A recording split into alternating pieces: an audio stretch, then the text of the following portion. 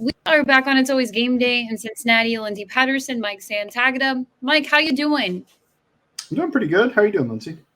Not too bad. It's Tuesday. It's kind of odd because it's Monday Night Football. So in real life for the Cincinnati Bengals in the NFL, it's going to be a Monday. So they're not going to practice tomorrow. They'll get back to work on Thursday. We'll hear from head coach Zach Taylor to determine if we hear from Joe Burrow, and we'll get more of an update on where they stand with Joe Burrow. But that's what we'll start with right now. You listen to Zach Taylor even on Monday's press conference when he talks about Joe Burrow, and he mentioned they're going to go to the doctors. They're going to talk to the doctors before they make a decision, and I think that's the most important thing because right now, if you get on social media, I feel like everyone has an opinion on what Joe Burrow should do. And the Cincinnati Bengals, I know a lot of people are being pretty hard on him right now. Why didn't you let him sit out? Why did he play the first two games? But it really does sound like just listening to Paul Dana or reading his piece on The Athletic, he was getting towards the end of being full go, and unfortunately it was a tweak, but anything can happen in a week. So to be determined on if Joe Burrow will go on Monday night. But how you feeling about everything? Again, we are not doctors. We say that all the time when it comes to medical stuff with players and athletes. We're just going by what we do see and hear. And as of now, there's not a whole lot of updates on Joe Burrow's calf. Yeah, I'm worried. I think that's my first reaction. Is the talk about it before. I don't really care too much. I mean, hindsight, yeah, they should have rested him. If they started 0-3 and they didn't have any issues with the calf like the rest of the year, we would probably be in that hindsight going, man, we could have got that one seed if Burrow could play. So I understand what they're trying to do. And also digging yourself out of this hole, and they're in it now in probably a worse spot than they would. This is pretty much worst case scenario for the calf other than a possible big tear. And that doesn't have to be the calf. But man, you're in a spot now where what if Burrow plays, like what percent is he? Because I was thinking he was up at like 85, maybe even 90 at times on Sunday. That might be a little aggressive because he wasn't really scrambling much. But I think of that last play, and that was after the re-aggravation where he rolls right, tosses a dime, and I'm thinking like that looks like Burrow. That's why I was shocked. I heard about the calf thing after. I was like, well, even the last play of the game, he was running, he looked good. So, but adrenaline. I mean, anybody that's played sports, like you can suffer an injury and then finish a game, and then when you're kind of like sitting down at the locker or wherever after, you go, holy crap, like my knee is like busted right now or whatever. It's tough though. This is near worst case scenario. You're 0-2, so the gamble didn't even do anything for you. Now your quarterback, I'm thinking he'll look like 60, maybe 70% of what he was. That's just speculation because I have no idea. It could be 50. It could be 50% of what he was. And that's probably still better than the backup. I mean, it could, right? Like if he's spraying things, his accuracy is one of his best attributes. So if the footwork gets messed because, the calf is bothering him or he can't like push off of that foot, where are we? That I could see like a 50% scenario, and that's probably still better than anything they're going to get from a backup. And that's the gamble you're making. Are you going to get 70%? Because that's much better than the backup. And do you I don't know. Like that's the tough thing is that it feels there's a very clear pro con here. Pro, we can try to dig ourselves out of this 0-2 hole with an easy schedule, relatively easy schedule coming up. Not that easy, but like I saw the Cardinals on there. But or do you rest him because there are long-term impacts? I think this team still, and they should, think they're in the Super Bowl window. Like this is still a Super Bowl team. I don't care if they're 0-2. It was an AFC Championship last year 0-2, and it's different, whatever. But now because if he misses the next like 3-4 games, I don't think they're winning many of those. And digging yourself out of something that's like 1-5 with the 49ers and Bills back to back after the bye, tough. That's really tough. Yeah, I personally, I'll just say this: we don't know how Joe's feeling today. Right. He was still sore on Monday. He was walking around without a brace on Monday in the locker room. I don't know what that means. That we saw him walk without a brace for quite some time when he was coming back during training camp, even when he wasn't on the practice field. He was walking without a brace the day after the injury. Yeah. Yeah. So I'll just say we don't know. I think there's a Mhm. lot of speculation out there right now, and a lot of people are saying, "Oh, he's going to go on the IR, or he's going to be good and he'll play on Monday." I just think that there are a lot of people that I trust in the sports world, and they don't have a lot of information on it. So I'm going to wait Yeah. until those people speak up and they offer their insight. And doctors can get whatever they have right now and offer their Twitter doctor advice, and that's totally fine. But I just feel like we don't know. And the thing is, the good news is next time we record, they're going to already have their practice in. And that's what's going to be telling for me. I need to see what Thursday looks like. If Joe Burrow is not practicing at all on Thursday, they might just be smart and say, hey, it's going to be a limited, or he's not going to be out there. And we're going to put Jake Browning out there. And that's who I think that they roll with as their backup quarterback. I don't see Me them too. bringing someone else in. And Well, I the other option would be Will Greer, right? If he's sped up on the offense. Yeah, and I know a lot of people, if they had to choose, they're like, "Oh, go with Will, don't go with Jake." I just think right now your game plan is going to be totally different. And here's the thing: we're going to get to the play calling and kind of how different it has been with Joe Burrow, because it has been. There's a reason why. I even asked you after the Browns game, man, it just looks boring out there, and there was a reason that this offense was boring over the last few weeks. But I felt in the second half versus the Baltimore Ravens that it was getting there, because I was like, okay, it's returning. It's slowly returning. We're seeing it again. And it felt like deja vu of the second week of last season, where it was slowly just getting a little bit better. And then they had that Thursday night football, or then they had the Jets, then they had Thursday night football. And it was just, could have been a repeat if obviously Joe Burrow is Mhm. healthy. And we just do not know that. And I know a lot of people feel a certain way. I will say this, when it comes to opinion and how I feel about it, Joe Burrow's health is the number one thing. It's a bummer to think about, because this team is really talented and they have a lot of talented guys on there. I think I'm so glad I don't have to make those decisions. There are a lot of people in that building. They're going to make those decisions. They are going to talk to doctors, like Zach Taylor said, and they're going to get the best advice that they should make for Joe Burrow to be out there or not be out there. Joe Burrow's tough, and he's one of those guys who's almost like the mindset of what Patrick Mahomes would do. He'd go play on one leg if he needed to. Yeah. That's a little different if it's the playoffs versus week 3 of your regular season. And I think you have to be smart about that. And if Joe wants to play, there has to be someone in the room. If he isn't physically, or you shouldn't physically be out there, I hope someone in the room is saying, no, you shouldn't be out there, because you're the franchise. Protect your investment, protect your franchise, and that is the most important thing. The team is better with Joe Burrow out there. I'll still say it, even like you said, even almost like a 50 to 60% Joe Burrow would be better than the Jake Browning option.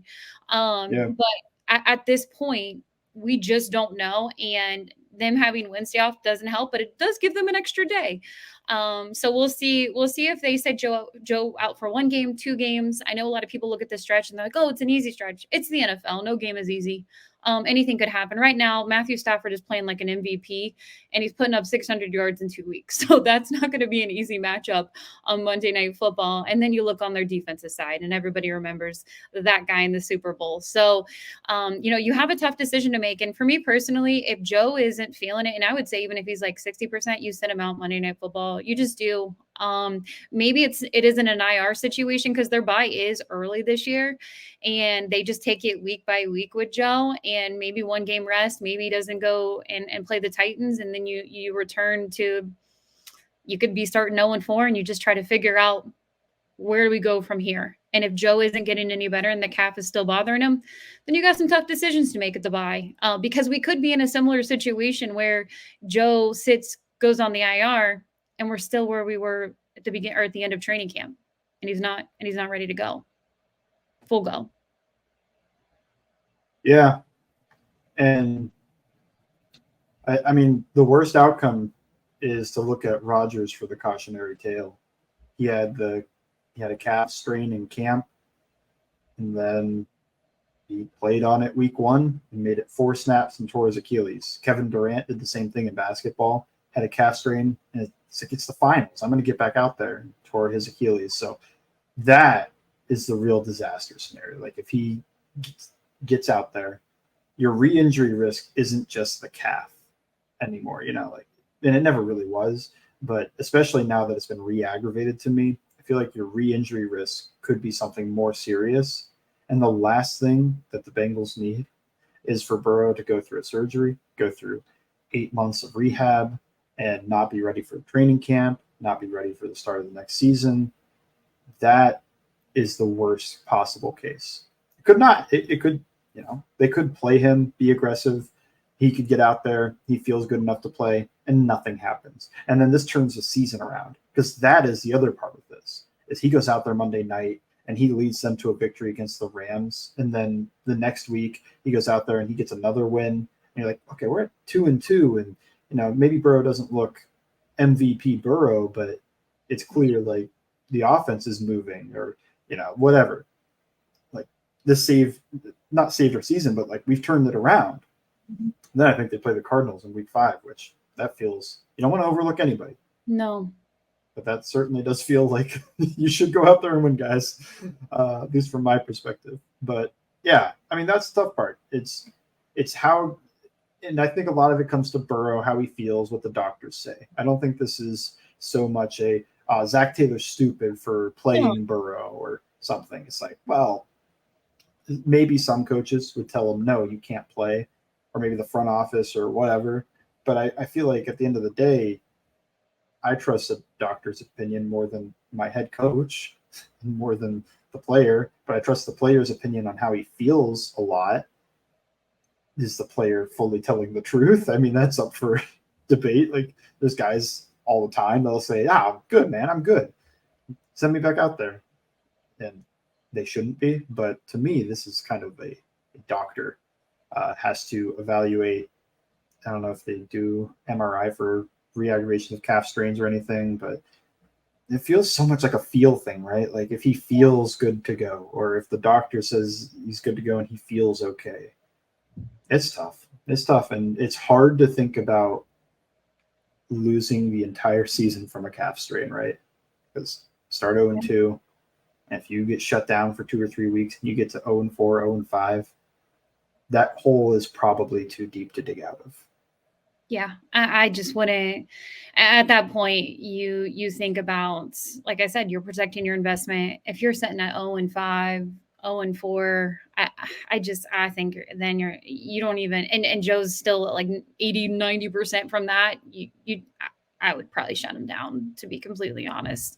You have until to the Bills game, because I'm going to that one. Yeah, you're right. I'm joking. No. But it also, there's so many things. Because players go out there every night, and we look at Nick Chubb the other night. It's a week by week league. Anything can happen, and you risk being injured when you're out there. And I hate it, because it's the franchise quarterback and you want him to be healthy. You want him to get a normal offseason, and we're dealing with this calf strain. And it felt like he was at the end of the road, feeling, full recovery was just about to happen. And listening to all the Twitter doctors, the real ones, it sounds like when you get close to the end, you start to feel great. You're moving, everything's moving around, and that's when the re-aggravation can really happen, because you don't really feel it as much anymore. And that could have been what happened. We just don't know. And the good news is, like Zach Taylor said, he isn't going to just talk to Joe and be like, all right, Joe, how you feeling? You want to go back out there? He said, we're going to talk to doctors. It wasn't one doctor. We're going to talk to doctors before they make that decision. And it's been pretty quiet around there for a reason. Like I said, they're going to be off Wednesday. And when they hit the field on Thursday, I feel like that's going to be your telling sign. Friday is more of that real last practice before they have a couple walkthroughs for Monday Night Football. So if Joe's even out there on Thursday and he's limited, Friday would be more telling. It's really going to have to be if they do decide to do a week by week thing with Joe Burrow, it's going to be the rehab. It's going to be the reps. Do they kind of slow it down? You remember when he came off his ACL? And they did change the offense a little bit, where it was, let's run the ball, let's run the ball, let's run the ball. When we gave Zach a hard time about not letting Joe cook in that overtime game against the 49ers, they were slowly getting back into Joe's passing game. And it was smart. And I think right now is one of my biggest question marks, because you went, and I'll kind of go back a little bit from watching the tape. You went back and you watched the tape. What's going on with the offense is this way for a reason. And like I said, the second half, I felt optimistic about what it was going to look like, but I feel like there was opportunity to run the football more. You should be running the football more. Maybe not having Joe Burrow pass it 40 times, but I'm not going to be down on Zach Taylor, because I get this is the offense he has to create right now. So what I'm seeing with that is, I think the run game was efficient, but it's hard to try to get a real run game with 5-man surfaces. What I mean by that is just your 5 offensive linemen. I think you can do it with 6 if the 6th guy is good. And I'm not saying Irv is terrible, but he's not a net positive in the run game the same way that some other guys are as a tight end.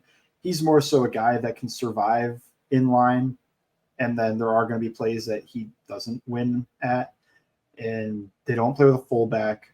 One of their best runs was that duo on their 3rd drive where Mixon bounced it outside and Drew Sample caved in the end.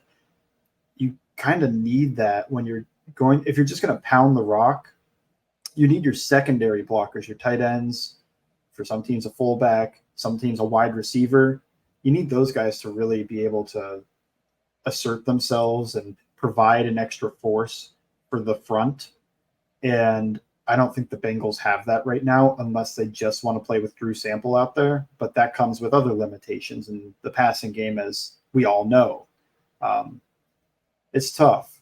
The shotgun run game is always going to be harder than under center just because of how the angles work and how they get downhill, but the running back starting point isn't the same, and he's not firing downhill. He has to take the handoff and then go downhill. And they try to get to shotgun wide zone, which was interesting.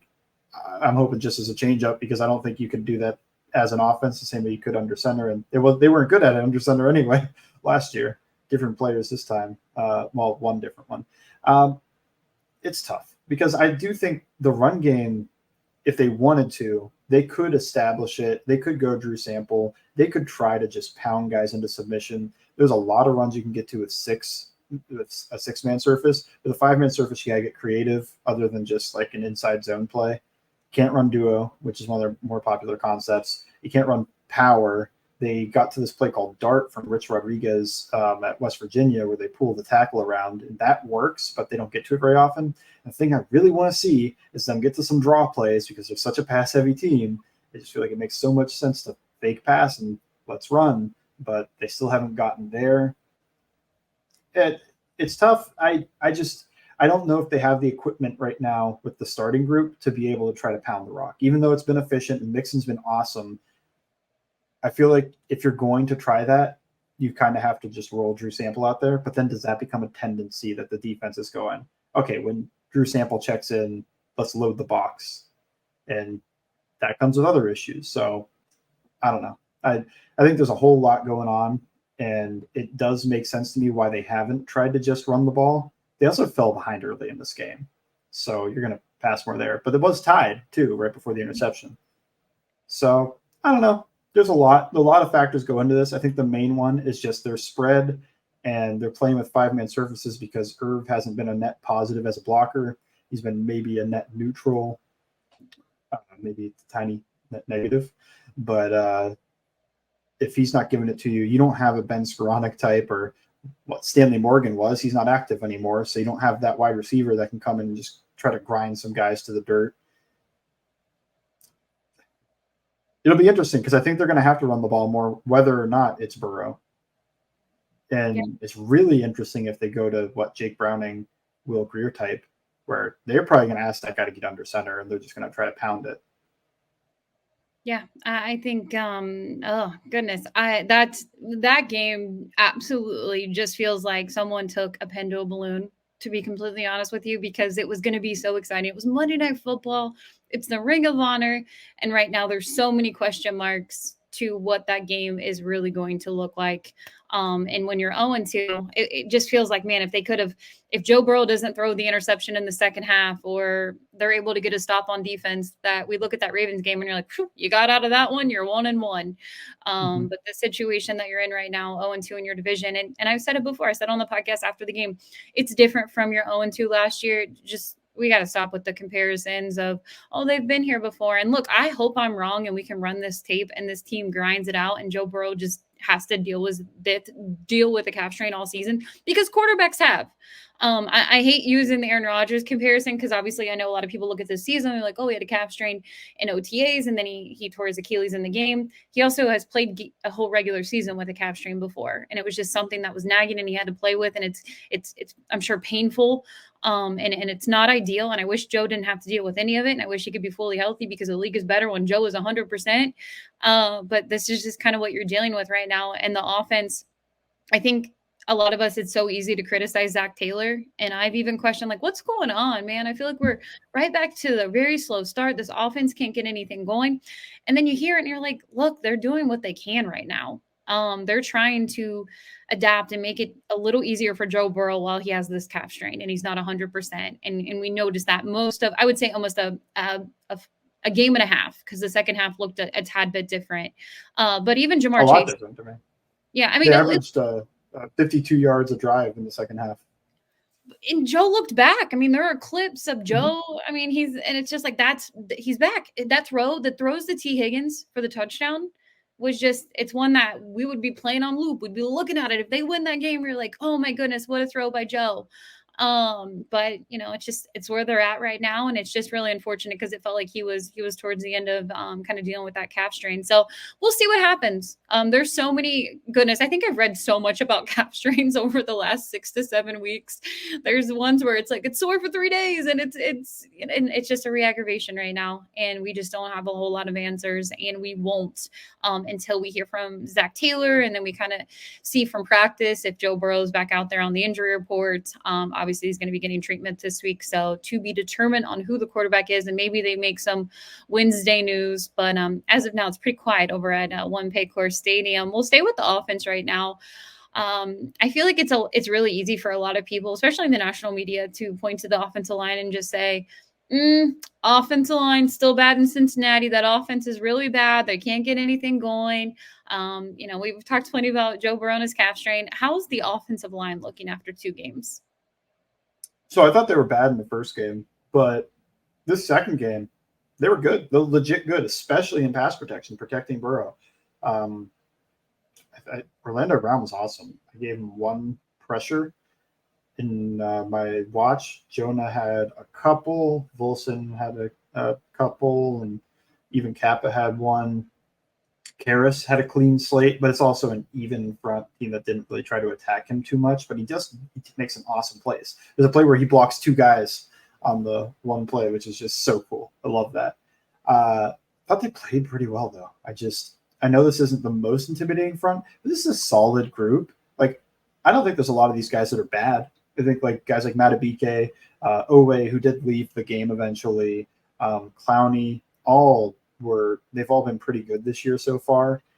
And Michael Pierce, another guy, he's more of a run stopper, but that's a solid player. And Ojabo, I think he's still reeling from the Achilles tear he had, so he's not looking like himself. So that'd be the one where, like, when the Ojabo lined up over them, they were able to control it pretty well. But I thought these guys played pretty dang well. At least from the last couple of years, this is one of the better performances in pass protection. Not the best and nothing crazy, but just solid all around, with, I think, Karras and Brown having standout good games. Run blocking, it's a slightly different story. I mean, they're doing fine, I think, in run blocking, but that's another reason why I don't think they're pounding the rock, is just the run blocking's fine. It's not great. The reason it's been efficient is because Mixon's been incredible more than anything. I don't think they're doing bad. I think they could, if they really wanted to, try to grind teams. But where they are right now is just like, they're not killing guys there. They're doing okay. If you're this team and you have Jake Brown out there, look, we'll preview what's going to happen for Monday Night Football when we get closer. But this offense, we hear it all the time. It honestly feels like a broken record, but you got to start out fast. You got to, it'd be nice to play with a lead for once. If you're there, Monday Night Football, I ask you all the time, coin toss. You have the option. You get in the ball first and you're like, we got to go down and make a statement. We're at home. It's prime time. Let's do something. No, I defer every time. Every time. Every time I am deferring. MVP Matthew Stafford's on the other side. So what? Stop him. it just gives you a real advantage. Like there is the momentum advantage, the confidence advantage, and this is why they went to it in the first place last year was the momentum, not the moment, but the confidence in the offense. They're playing poorly, so let's build some confidence. Let's get some good scripted plays and drive down the field. One, these scripted plays stink right now. I mean, 3 and out, and those were the 2 scripted drives. Because when you go 3 and out, you kind of stay with the scripted sheet. You go, okay, well, that just didn't work. And they could point to holding penalty. Holding penalty is why that didn't work, or Irv didn't get the second foot down. These scripted plays are awesome. And then the second 3 and out happens, and you go like, okay, so what's the defense giving us? let's adjust and make some changes there. Which then they got to what I thought should be the scripted plays, which was, hey, find the guy that's not a starter and just throw the ball at him. Just throw the ball at him to one of our wide receivers, which is what they got to. But digress. Yeah, if the scripted plays were like driving down the field, had a Ravens type scripted offense, where the Ravens' first 15 plays, that was their first drive. They went 7.5 minutes, went through the whole scripted sheet. So if they were doing that, then maybe you could build the case. But I don't even have the case right now for why you should receive the ball instead of defer. If you can play with that middle 8 minutes, where the last 4 minutes of the first half, first 4 minutes of the second half, and be able to completely swing a game, that's worth much more than starting off hot to me. Okay.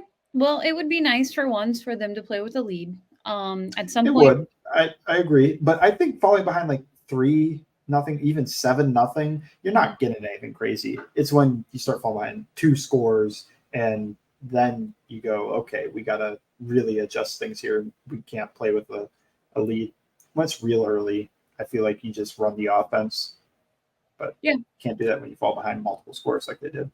Yeah, one more thing. Wide receivers. Jamar Chase. I think you could see some of his quotes in the locker room. He spoke to the media on Monday, and a lot of people are like, "Oh, it sounds like he's like, yeah, Zach, give me the ball." But I think if you go back and listen to his clip, I think Jamar Chase was right. I mean, you have a threat, you have a receiver like Jamar Chase. It really feels like he isn't a huge part of the offense right now, but look, when you have T catching 2 touchdowns, it isn't a bad thing. What could this team do more with Jamar Chase going forward?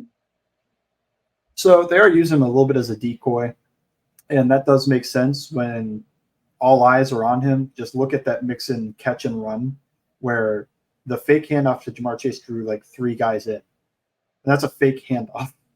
He draws a lot of attention in the pass game, but I do think there were a couple plays. Burrow's clock was sped up, and this might have been more of a rust than anything, than the calf or anything. And he kind of missed an opportunity. I'm thinking of a few examples, but the one I really think of was called a sail concept. And so your most outside receiver just runs a go or a post, like a very skinny post. Just take the corner out of the play. You're not throwing that unless you get a really good look. The next route is a deep, about 12-yard out route, and that was covered. But then the way they ran basically a drag or a shallow from the slot on the backside to control the flat. The issue is that's Jamar Chase. And what you're supposed to read there is 1 on the deep, 2 to the out, and then 3 to the shallow. And Burrow, it felt like went 1 to 2 to check down, as if he's playing with, his playoff offensive line type of thing, where like, I don't have time to get to that third one. But he had time. And that third one was Jamar Chase. And Jamar Chase had nobody on him. There was Roquan Smith trying to chase him from behind. So if you just put that on him, and that's a catch and run. I also think he had a point in this game about let's throw some more go balls to me, because the Ravens play a lot of that quarters. They play a lot of stuff like that. And sometimes that scares teams off. It's like, hey, that's too high. Like we shouldn't throw the go ball here. Do it.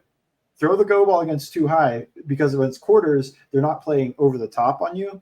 That would be a heck of a play for him to get over the top of a Jamar Chase go ball from that situation. That to me is still isolated. I think of isolated as in single high, and then also quarters. You isolate the corner against that wide receiver.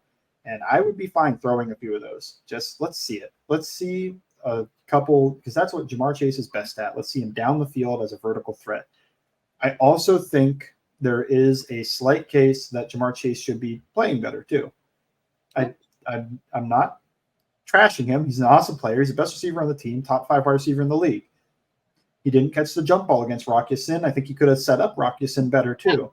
He kind of just ran into it, and he does that sometimes and just wins. Like, it's fine, but it's kind of ran into it, didn't really threaten. Like, what I want to see is you kind of like threaten the inside and then create a little bit of space and then jump up for that fade. Instead, he just kind of like runs into him. He's like, I'm just going to dunk on this guy. But he didn't. And those bubbles, everybody's complaining about the bubbles and the screens and everything.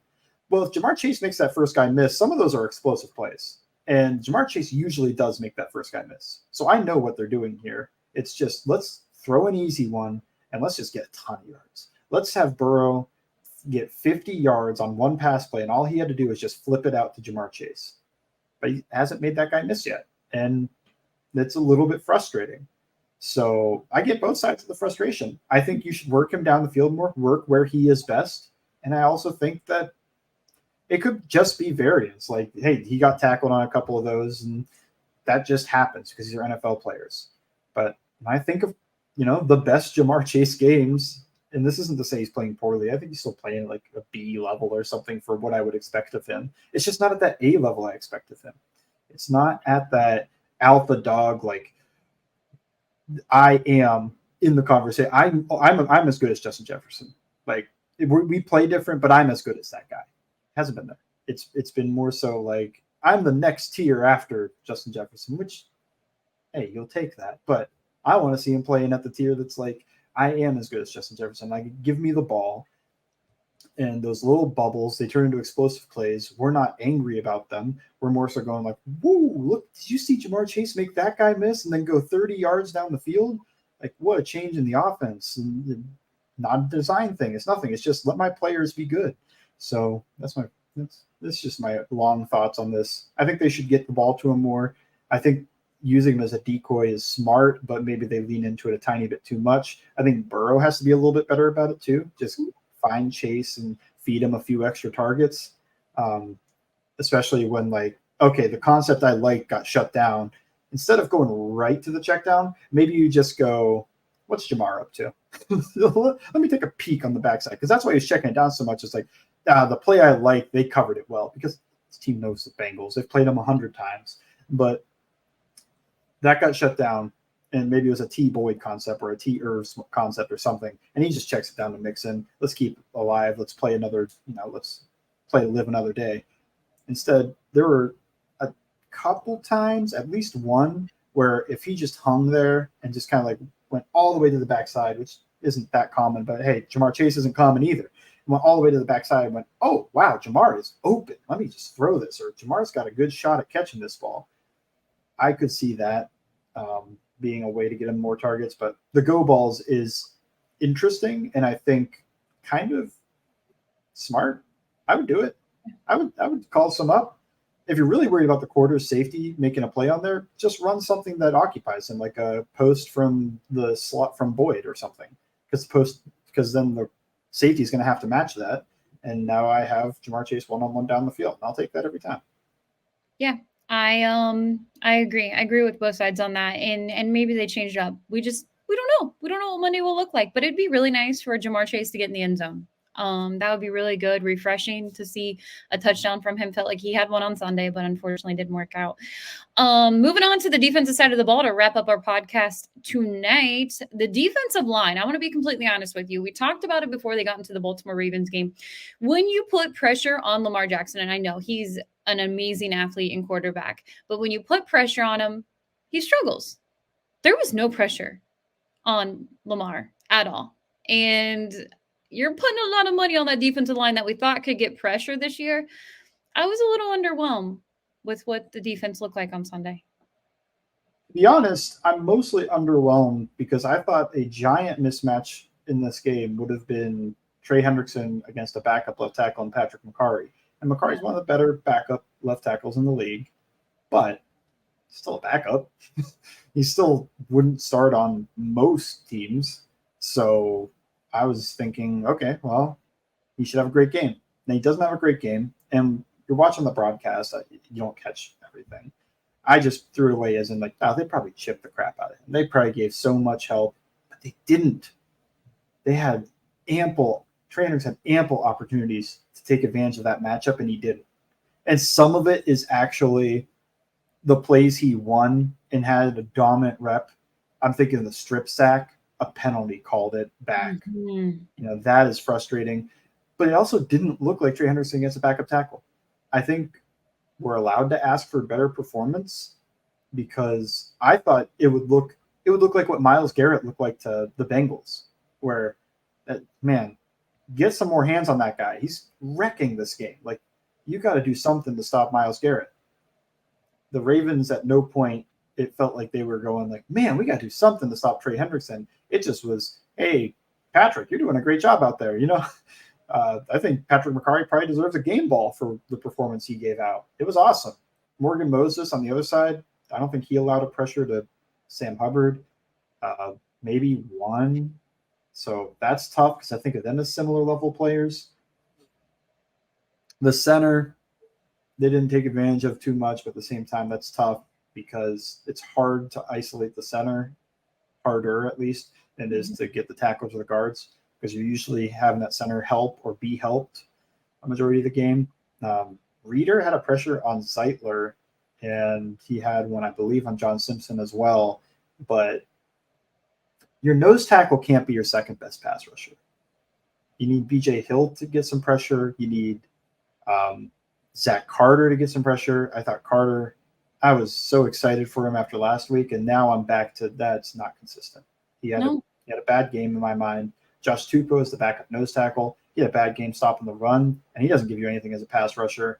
It feels like they're not going to play Jay Tufele, so we can stop yelling about it. I mean, he was active. He got 0 snaps. Myles Murphy had a pressure on Patrick McCarry. I think some people forget about it. They forget about it. Like they do everything. Which, hey, that one pressure, that ties him with the amount of catches Michael Mayer has so far this season. Well, what do you think about this? And yeah, I think it's fair to say, look, Trey Hendrickson, you weren't good enough in that game. Sam Hubbard, you weren't good enough in that game. And I'm not trying to be because your expectations are high for their talent. Yeah, because I think they're good, and I think they have been better, and they should be better. I just think this game, it's not me.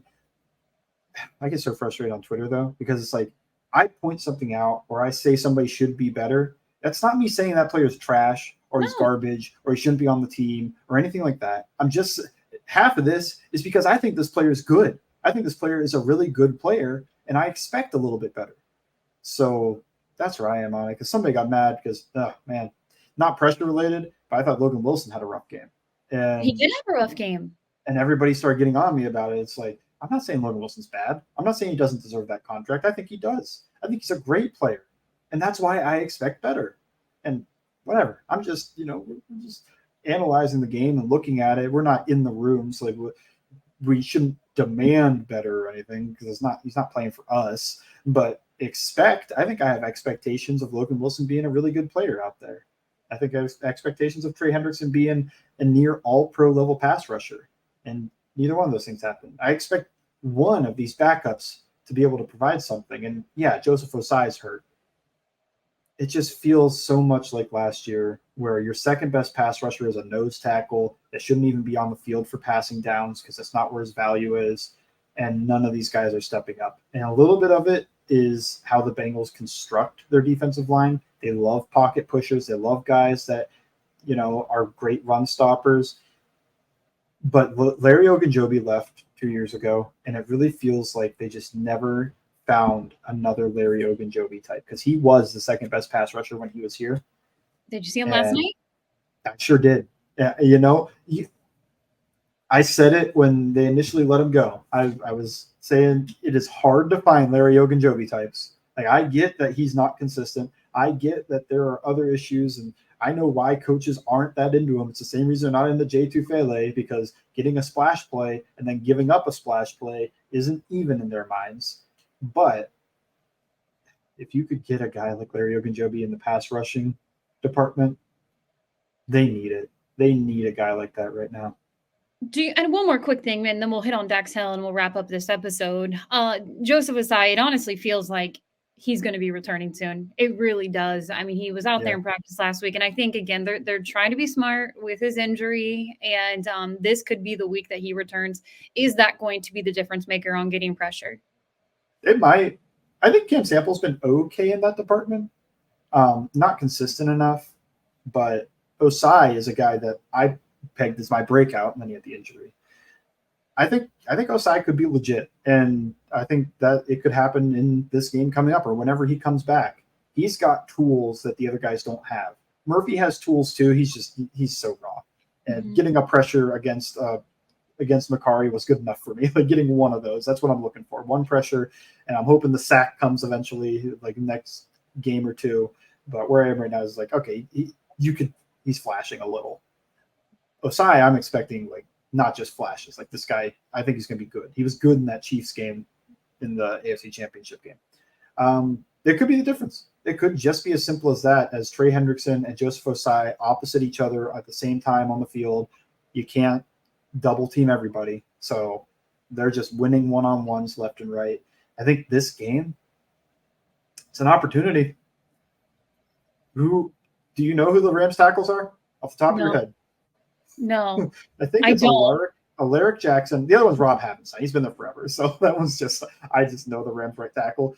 But the left tackle, Alaric Jackson, he wasn't starting for them at the start of last year.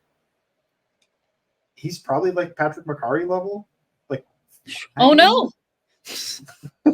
Not the same exact player, but like a fine player, probably not starting on most teams. So we'll see if Trey Hendrickson can take advantage of that, if they can get him one-on-one with him.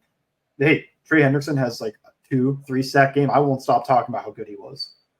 Here's the thing, and I agree. It's expectations. We have very high expectations for them. I trust Lou as a defensive coordinator. I know his specialty is going to be the secondary. I actually thought his plan was good in that Lamar Jackson in that game too. Also, Lamar Jackson, give him his credit, man. Like he had a really good game. You know how hard it is to stop an MVP level quarterback playing like an MVP. Hey, Burrow's done it to other teams, and we just go like, "That's Burrow." That's Burrow. This is the Ravens. Just kind of like, "Yeah, that's Lamar, man." Well, there was an opportunity for Logan Wilson at the very end to at least get another stop. So it's too quickly. It's unfortunate, but yeah. So that's where it is. And I honestly, I trust Lou. I trust Lou and the gang. But they got to stop the run. They got to put some pressure on the quarterback, and I want to see it again. And yeah, so that's how I feel about the defensive line right now. Going to the secondary, I was just saying, for a defense that really, like I mentioned with the defensive line, loves run stoppers and prides itself on stopping the run, they've been very bad at it this year. It's early, but they have not been good at it. Yeah, there's some things to fix. And we'll hit on Dax Hill really quickly because I'm still optimistic. I'm liking what I'm seeing from the rookie. I know it's easy for a lot of people to say, well, but basically rookie. Yeah. I know. Dax, I know that they drafted you too. Like, I'm so sorry. I treat him like a rookie, and it isn't fair. Sorry, Dax. But I kind of want to get to this point really quickly. I think a lot of people, they'll look at Von Bell, Jesse Bates, they got interceptions. Oh, we miss them so much. Happy for them. But it isn't Dax Hill. I don't think this is a Dax Hill problem when you see some of the issues on the defensive side of the ball. I've been really, really happy with what I'm seeing out of him. Yeah, he's been good. The corners, every single one of them had one rep where it just went like hands on the head, like, big play given up. Safeties, I didn't really feel that. Missed tackles, especially Nick Scott missed a few tackles. But when it comes to they weren't really allowing those deep shots. Even that play, some people got upset with Dax Hill. Real quick, another play breakdown where I don't have the play in front of you to watch. The deep ball to Zay Flowers. That's one-on-one. I believe Cam Taylor-Britt, one-on-one with him. And Cam Taylor-Britt just has to stay with it. He just has to be able to defend that deep ball. But you should have help over the top, right? Because they play single high. But they're playing a coverage called jump, where the deep safety just drives down on the over route, and then they try to replace him with the backside corner. The backside corner was DJ Turner, who supreme athlete. It's just he didn't get over the top of that either. So I don't really put much blame on DJ Turner because it's so hard for him to get there. They were really hoping Lamar would throw that over route, maybe get an interception. And the other side of it is Cam Taylor-Britt's got to be better on Zay Flowers and not allow him to get behind him, make a play at the catch point.